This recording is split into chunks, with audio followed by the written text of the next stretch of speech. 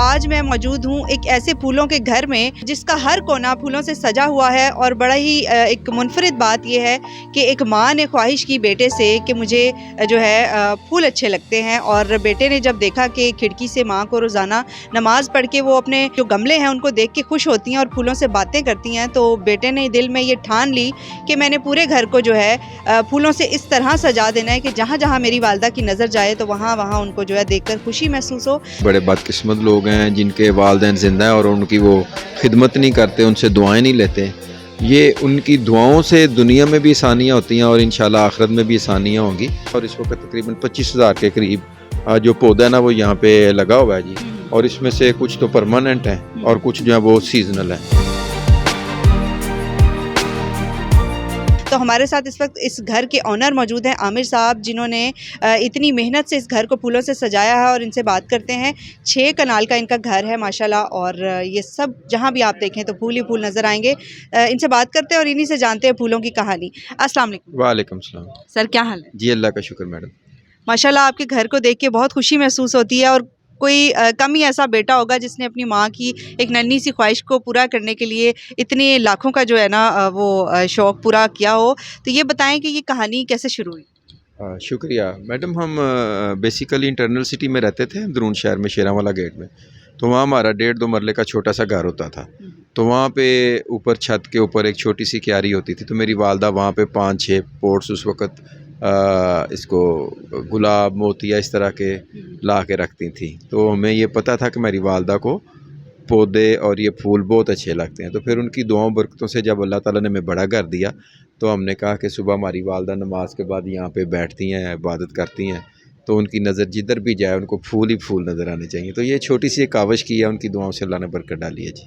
माशाल्लाह। और इस वक्त ये बताएं कि जितने फूल यहाँ पे नज़र आ रहे हैं ये कितनी किस्मों के हैं और कहाँ कहाँ से मंगवाए जाते हैं? ये सारी आपकी नर्सरी ही अपनी है? शुक्रिया। ये मैडम ये दर्जनों के हिसाब से हैं, ये सैकड़ों तो नहीं मैं कहूँगा, ये दर्जनों के हिसाब से हैं। और इस वक्त तकरीबन 25,000 के करीब जो पौधा है ना वो यहाँ पे लगा हुआ है जी। और इसमें से कुछ तो परमानेंट हैं और कुछ जो है वो सीजनल हैं। जो परमानेंट है वो लगे रहते हैं और सीजनल जो है वो तकरीबन 2 से 3 माह बाद चेंज हो जाते हैं अपने सीज़न के मुताबिक। कभी ये मैरीगोल्ड, जाफरी, इंडियन डेलिया वगैरह ये वो लगा हुआ है। और अभी 1 फरवरी से पुटोनिया, पेंजी, रिनाइन कोलियस और इस तरह की दूसरी चीज़ें जो हैं वो आ जाएंगी, तो वो फिर वो लग जाएंगी। और इसमें कुछ तो इम्पोर्टेड हैं, कुछ अमेरिका से हमने सीड्स वगैरह मंगवाते हैं, हॉलैंड से आते हैं, उनको फिर हम खुद जो है ना वो ग्रो करते हैं जी। तो कोई ऐसे पौधे भी हैं जो बहुत महंगे हैं और उनको आपने यहाँ पे खुद से रीग्रो करवाया हुआ है? नहीं, वो सीजनली होते हैं। यहाँ पे हम जो करते हैं, ये जो सामने लगे ये बोनसाइज हैं जी जी। ये इसको ना क्राफ्टिंग सी की होती है उन्होंने, नीचे तना कोई और होता है, वो प्योनकारी जिसको कहते हैं ना, वो की होती है। और ये काफ़ी महंगे होते हैं। जी जी। तो ये हमने ये थाईलैंड से खुद लेके आए थे।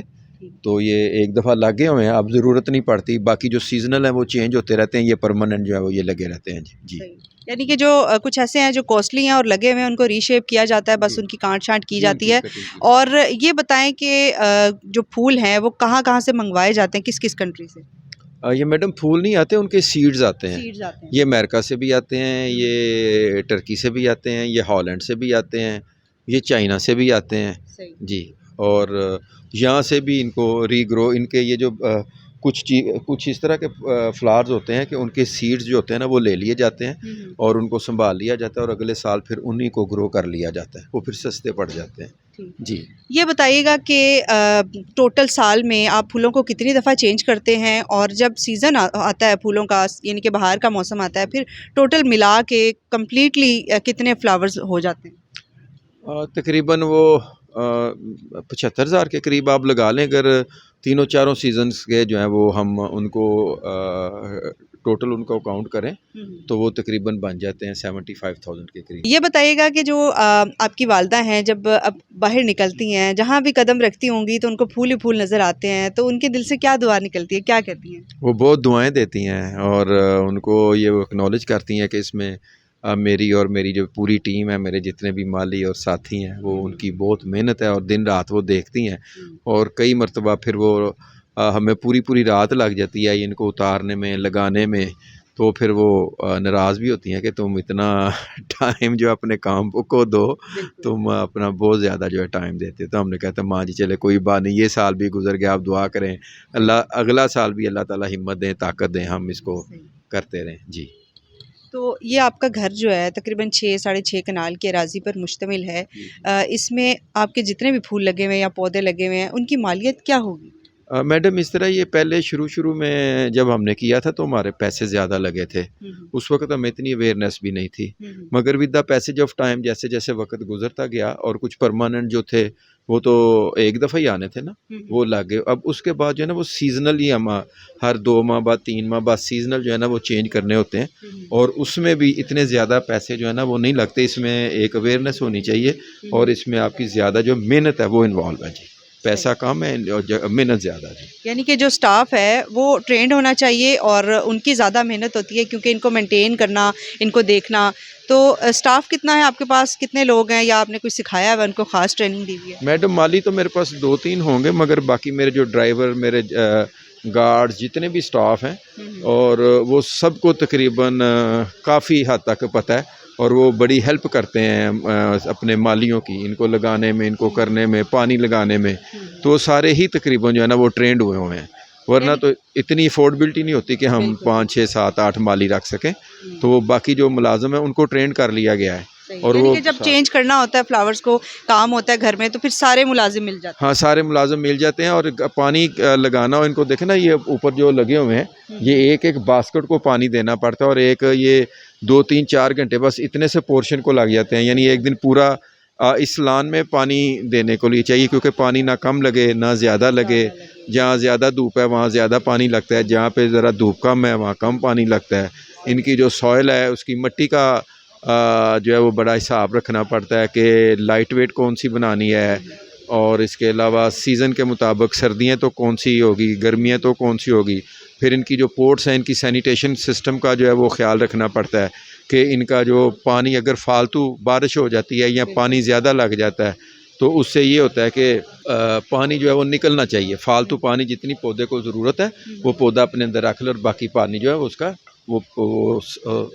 उसका सिस्टम जो सैनिटेशन का है वो निकल जाना चाहिए। अगर ज़्यादा पानी हो तो पौधा जो है ना वो उससे वो ख़त्म हो जाता है जी। ये बताएं कि यहाँ पर जो गार्डन बना हुआ है, हम देख रहे हैं कि यहाँ पर थोड़ी सी छाँव वाला मामला ज़्यादा था, यहाँ पर छाँव जल्दी आ जाती है और कुछ पौधे यहाँ पर लगे हैं जो डिफरेंट हैं और अगर बाहर आउटसाइड पे देखें तो कुछ ऐसे फूल हैं वहाँ पर बहुत ज़्यादा लगे हुए हैं।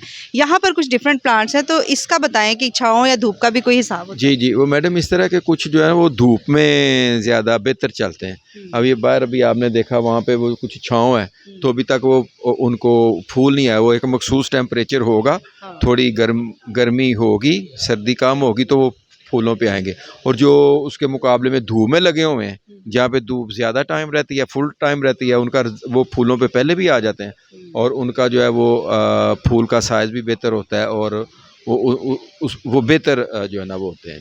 यानी कि कुछ फूल और पौधे ऐसे हैं जिनको धूप की ज़रूरत होती है ज़्यादा, तो वो धूप में लगाए हुए हैं और जहाँ जो छाँव के लिए बने हुए हैं, यानी कि जिनको छाँव चाहिए तो वो इन्होंने इस गार्डन में लगाए हुए हैं। यहाँ पर फाउंटेन भी है, इन्होंने बड़ा अच्छा तरीके से इसको अरेंज किया हुआ है। ये बताएं कि आपने अगर सेटिंग इसकी चेंज करनी हो या कभी वालिदा कह दें कि मुझे जो है ना वही वाला मंजर बार बार देखने को मिलता है, तो अगर वो कह दें कि इसको चेंज करें तो आपका फिर से बड़ा एक लंबा बजट तैयार हो जाएगा, तो इसको करेंगे चेंज? नहीं, वो फिर हम होते हैं ना, जैसे ये पोर्ट्स पड़े हुए हैं, ये जो कुछ चीज़ें पोर्ट्स में इनको चेंज करा देते हैं। या वो छाँव में लगने वाले वो देखें ना, वहाँ पे धूप नहीं पड़ती, वो बड़े कंफर्टेबल हैं। वो देखें वो धूप में नहीं, वो छाँव वहाँ रहती है। वो छाँव वाले वहाँ लगाए हुए हैं, जो धूप छाँव मिक्स वो लगाए हुए हैं। और जो कोई चीज़ इस तरह की लग जाती है जिसको चाहिए धूप और वहाँ पे पूरी धूप नहीं मिलती तो वो प्लांट जो है ना वो डिस्टर्ब हो जाता है जी। ये बताइए कि बहुत सारे जो है ना औलाद बहुत सारी ऐसी होती है जो अपने वालिदैन को ज़्यादा तवज्जो नहीं देती, या आप तो जैसे अपनी वालिदा की छोटी सी ख्वाहिश पे आपने कितना कुछ कुर्बान कर दिया है, तो वालिदैन की कदर नहीं की जाती। बहुत सारी ऐसी भी औलाद है दुनिया में देखने को मिलता है, तो उन बच्चों को क्या कहेंगे जो अपने पेरेंट्स की नाकदरी करते हैं, उनके साथ बुरा सलूक करते हैं, क्या कहेंगे? वो तो बड़े बदबख्त लोग हैं, बड़े बदकिस्मत लोग हैं जिनके वालिदैन ज़िंदा हैं और उनकी वो खिदमत नहीं करते, उनसे दुआएं नहीं लेते। ये उनकी दुआओं से दुनिया में भी आसानियाँ होती हैं और इंशाल्लाह आखिरत में भी आसानियाँ होंगी। और मैं तो आपको बताऊं कि कभी भी कोई तंगी आती है तो मैं तो अपनी वालदा से कहता हूं कि माँ जी ये प्रॉब्लम है, और शुक्र अल्हम्दुलिल्लाह वो within no time sort out भी हो जाती है। तो वालदैन की दुआओं में तो बहुत असर है जी। Thank you so much. Aamir साहब ने हमें गाइड भी किया और बताया भी थोड़ा सा प्लांट्स के बारे में भी, फूलों के बारे में, कि इनकी नॉलेज भी प्रॉपर होनी चाहिए अगर आपने अपने घर को जो है ना इस तरह से अरेंज करना है। और अपनी स्पेशली वालदा की ख्वाहिश पर इन्होंने एक छोटे से गमले से जो है ना उनकी ख्वाहिश को परवान चढ़ाते हुए पूरे घर को जो है ना फूलों से किस तरह सजा दिया।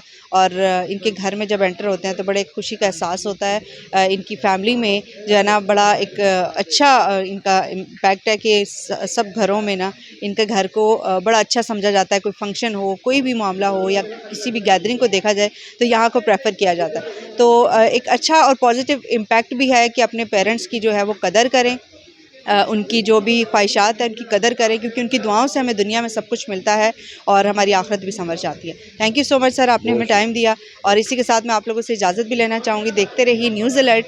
अल्लाह हाफ़िज़।